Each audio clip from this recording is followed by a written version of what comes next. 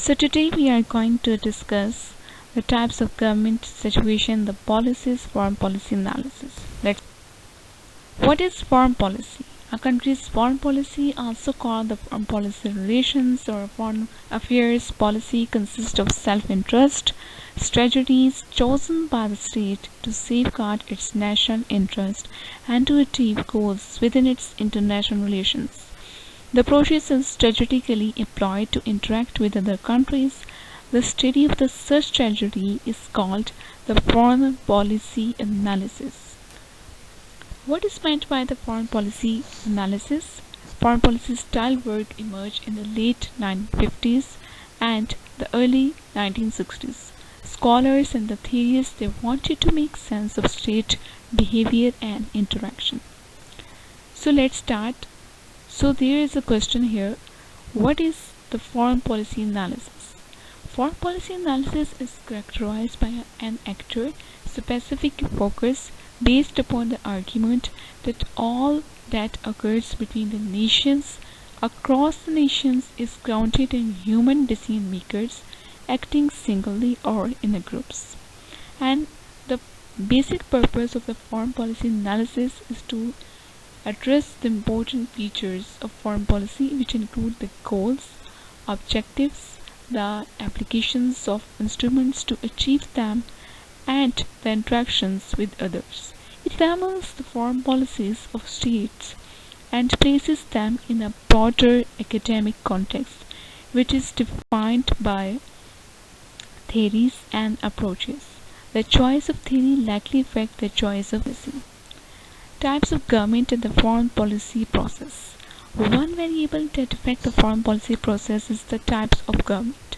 There are the larger types of government, like there is a parliamentary form of government, autocratic form of government, totalitarian form of government, communist form of government, and the presidential form of government.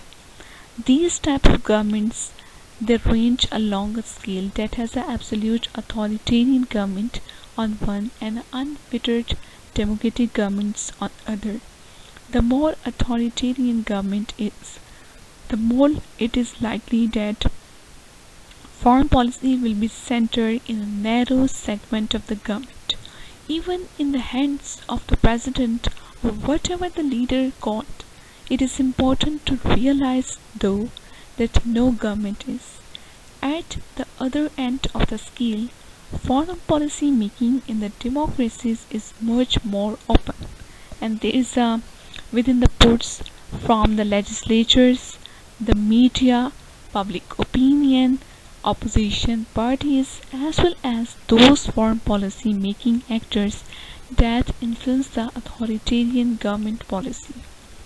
For example, the President Bill Clinton signed the Comprehensive Test Ban Treaty on the behalf of the United States, but the Senate disagreed with its view and in the 1990s refused to ratify it. Yet even in the most democratic state, foreign policy tends to be dominated by the country's top leadership.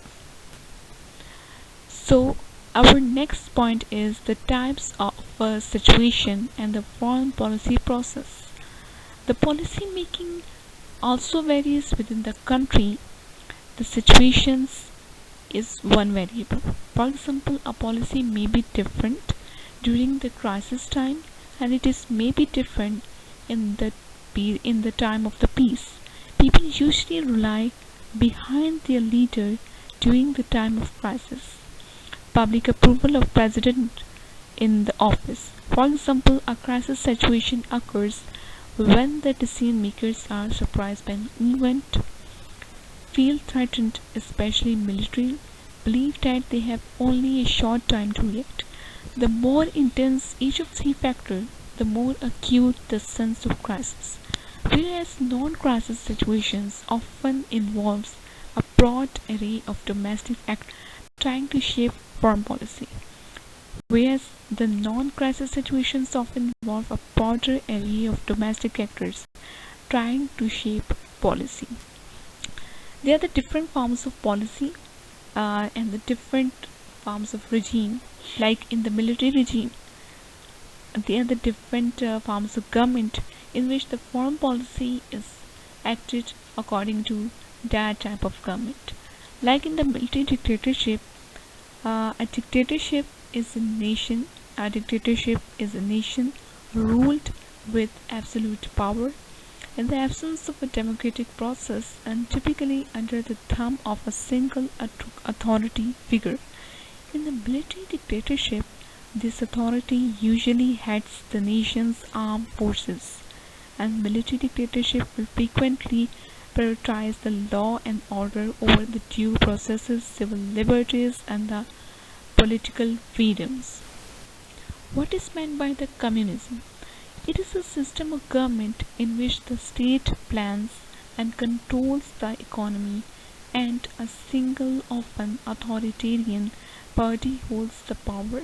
State controls are imposed with the elimination of the private ownership of the property or a capital, while claiming to make progress toward a higher social order in which all goods are equally shared by the people.